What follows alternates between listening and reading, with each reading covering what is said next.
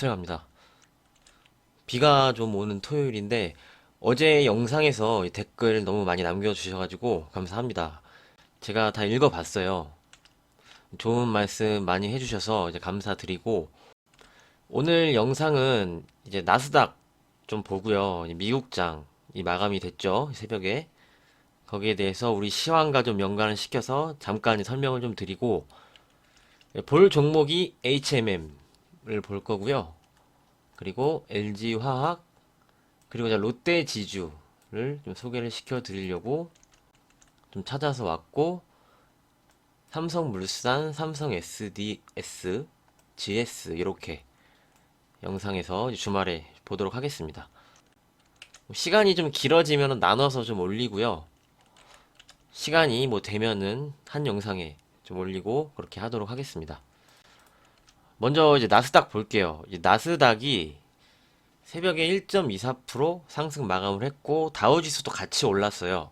다우지수도 이제 같이 올랐고 미국장을 좀 봐야 되는데 미국장이랑 아무래도 우리 시장이랑 시황 부분에서 좀 연관이 되니까요. 뭐 정확히 따라가진 않습니다. 하지만 부분적으로 역할을 하니까 우리가 좀 관심을 갖고 봐야 되는 지수죠. 이제 나스닥이 다우지수도 그렇고 뭐 저는 뭐 여기에 뭐 닥스 독일 지수 뭐 홍콩 중국 뭐 대만 각권까지 이렇게 좀 한꺼번에 좀 말씀을 좀 드리는데 오늘 이제 나스닥 좀 볼게요.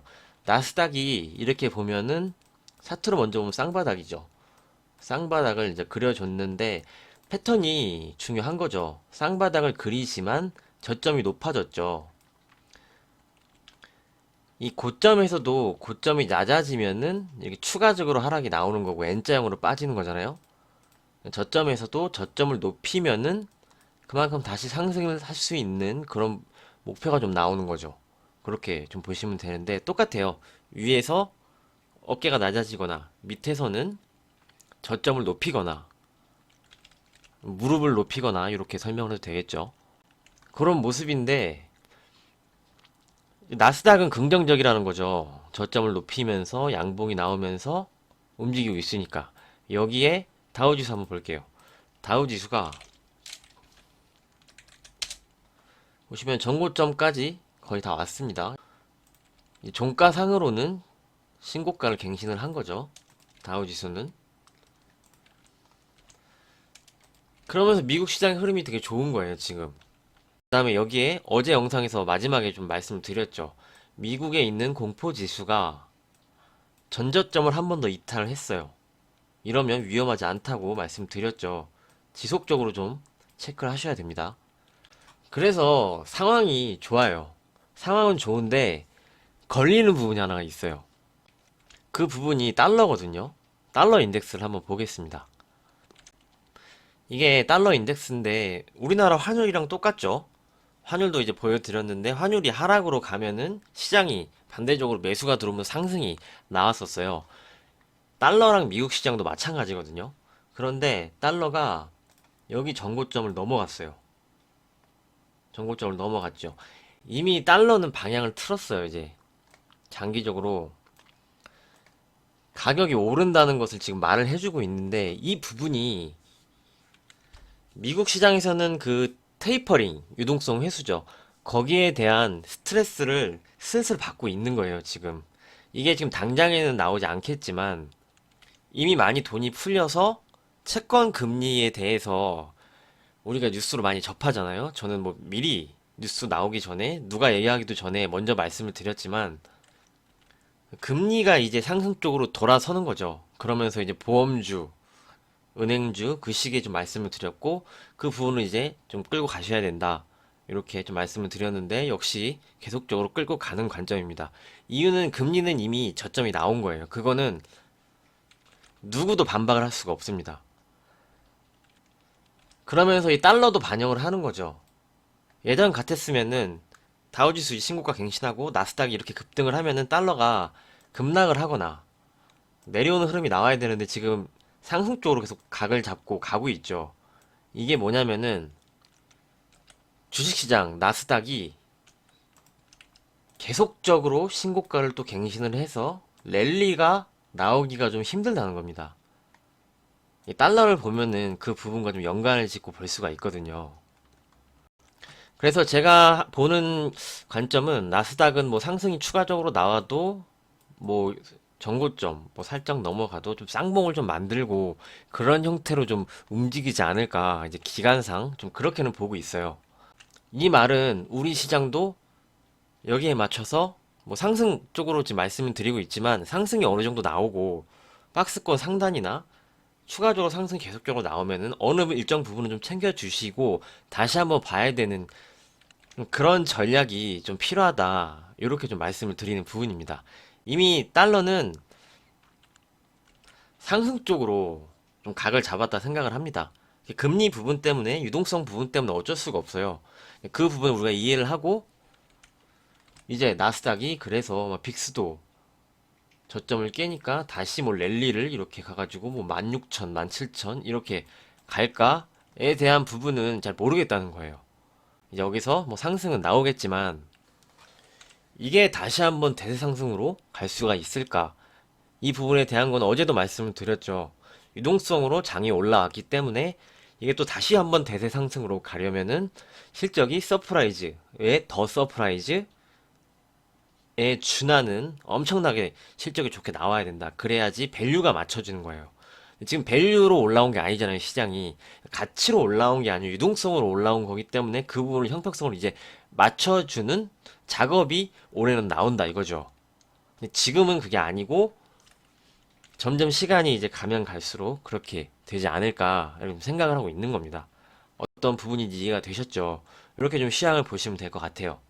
이 말은 시장이 추가적으로 상승 시도가 계속 나올 거지만 어느 시점에 계속 올라왔다고 또 흥분해서 달려들고 그러면 안 된다. 고점에서 따라가지 말고 올해 시장은 저점에서 주식은 사야지 고점에서 따라가시면 절대 안 된다. 이렇게 좀 말씀을 드리도록 하겠습니다.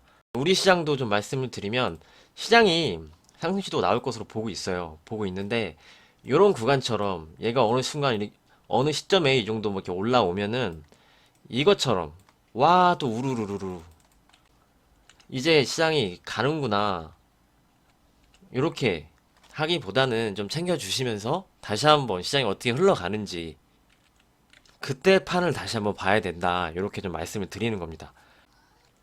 이렇게 좀 말씀을 드리도록 하겠습니다. 그러면 HMM 볼게요. HMM이 금요일에 급등을 했습니다. 급등을 했는데 뭐 기술적으로도 보고 여기에 대해서 좀 말씀을 드리면 먼저 상승의 이유는 수혜주 운하가 막힌 거죠. 그 대만 선주사 컨테이너선 좌초가 되면서 길이 막히고 거기에 대해서 컨테이너 운임 지수가 올라가고 급등을 하지 않을까 이런 기대감으로 강하게 상승을 했습니다. HMM이. 자, 먼저 지도로 보면서 말씀드릴게요. 이렇게 아시아에서 오면은 유럽으로 가기 위해서 여기가 수에즈 운하죠. 여기를 이제 통과하는 건데 여기가 막혀버리면 이렇게 돌아가야 됩니다. 돌아가거나 뭐 아프리카 운하를 통과를 하거나 하면은 뭐 10일 정도 더 걸린대요. 그럼 운임이 상승을 해서 뭐 돈을 더 받게 되는데 여기서 이렇게 돌아가면은 그만큼 시간과 기름값은 더 소요가 많이 됩니다. 그렇게 되겠죠. 이거를 먼저 한번 보시고요. 요 컨테이너 운임 지수는 이제 지표가 상하이 컨테이너 운임 지수가 대표적이에요. 그런데 HMM이 상승을 했을 때는 계속 오르고 있었죠. 운임 지수가 계속 오르면서 HMM이 수혜를 받는 거죠. 운임 지수가 오르니까 회사가 돈을 더 많이 벌 수 있으니까 영업이익이 늘어나잖아요. 그렇게 되면서 이제 상승을 했고 주가도 상승을 했는데 정책이었어요. 요 정책이 때 여기 BDI 발틱 운임 지수예요. 이건 발틱 운임 지수는 요 컨테이너가 정체를 보일 때 얘가 상승을 했거든요. 그래서 해운주마다 하는 게 다릅니다. 이거를 좀 알고 가시면 되게 좋아요. 그래서 좀 설명을 드리는 건데 HMM은 컨테이너가 87.25%예요. 그래서 컨테이너 운임 지수가 상승을 하면 여기에 수혜를 받게 되는 회사고요. 페노션은 벌크예요. 컨테이너 선 쪽이 아니고 이제 컨테이너는 물건 자체를 컨테이너에 때려박고 옮기는 건데 이제 벌크는 곡물이나 뭐 원자재, 철광석, 뭐 구리 요런 거 수출하는 게 벌크선이거든요. 그래서 둘의 성격이 다른 거고 운임지수가 각각 다른 거죠. 다시 와서 이제 상하이 컨테이너 운임지수가 정체를 보이고 있었는데 스웨즈 운하가 막히면서 얘가 이렇게 가지 않을까 이런 기대감으로 상승을 한 거죠. 이미 뭐 유럽 쪽에는 좀 반영이 된 거고 요 이유 때문에 추가적으로 이렇게 급등이 나올 수가 있었던 거죠. HMM이. 여기에 페노션 잠깐 볼게요. 페노션이 주가가 못 오르고 있다가 역시 BDI 지수, 발틱 운임 지수가 올라가니까 이렇게 상승을 한 거예요. 해운주는 운임 지수와 함께 좀 주가가 움직이는 성격이 강하죠. 그리고 뭐 말씀드렸던 뭐 반도체는 디램 가격, 뭐 고정가, 현물가 뭐 이런 거 보셔야 되고 정유사는 정제 마진 그리고 원자재 회사는 원자재 가격 같이 보고 뭐 이렇게 많이 말씀을 드렸잖아요. 그래서 이제 해운주는 운임 지수와 함께 보시는 게 맞는데 기술적으로 볼게요. 기술적으로 보면은 이때부터 계속 상승을 했어요. 계속 상승을 하고 이게 하나, 둘, 셋, 넷, 다섯, 여섯, 일곱 번째 올라왔죠. 일곱 번째 올라오면서 각도가 이렇게 한번 설명드릴까요? 하나, 둘, 셋, 넷, 다섯, 여섯, 일곱이죠. 각도가 되게 가팔라요. 이게 매도가 나올 때는 클라이막스에서 급격하게 공포를 좀 주면서 저점이 나오거든요. 밑으로 내려갈 때는 반대로 올라갈 때 이렇게 올라가다가 각도를 이렇게 높여지고 이격이 높아진다 그랬죠. 이격이 높아지면은 그때가 이제 고점 신호가 막 나오는 거다. 이렇게 좀 설명을 드린 적이 있잖아요. 그게 지금 금요일에 HMM은 좀 나왔다. 이렇게 좀 보고 있습니다. 이 스웨즈 운하가 막히면서 운임 상승 기대감이 생겨서 급등을 했는데 이게 1주 정도 소요된다 처리하는데 이런 말이 있었는데 그게 좀 장기화돼서 지금 한 2주 소요가 될 것이다 이렇게 나오고 있잖아요. 그럼 2주 뒤에는 운임이 다시 떨어지겠죠. 만약 그것 때문에 올랐다면.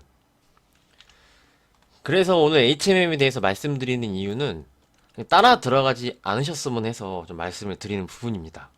이제 이런 말씀을 많이 드렸어요. 이격이 높아지면은 쫓아가지 말고 분할 매도로 대응을 해야 된다. 이때 잘못 쫓아가면은 크게 물리는 거죠. 거기에 뭐 실적은 좋아요. 실적은 좋은데 PBR 퍼 이런 거 보시면은 PBR이 지금 6.61로 나오는데 계산해 보니까 한 7배수 가까이 돼요. 자산 가치보다 7배 비싼 거고 이 퍼가 88배죠. 지금 기대감을 굉장히 많이 받고 있는 거예요. 이 원래 PBR은 그 제약주에는 쳐주지 않습니다. 제약주에는 쳐주지 않죠. 뭐 셀트리온 같은 거 볼까요? 셀트리온을 보면은 12배예요. PBR이 12배인데 PBR은 자산 가치 대비해서 수치로 나누는 거죠. 근데 바이오는 신약을 개발을 하고 그게 터졌을 때 거기에 대한 가치를 평가하기 힘들기 때문에 원래 PBR 자체가 높아요. 근데 제조업은 안 그렇거든요. 이 한국조선해양 이번에 급등한 한국조선해양 보시면은 아직도 0.86배예요.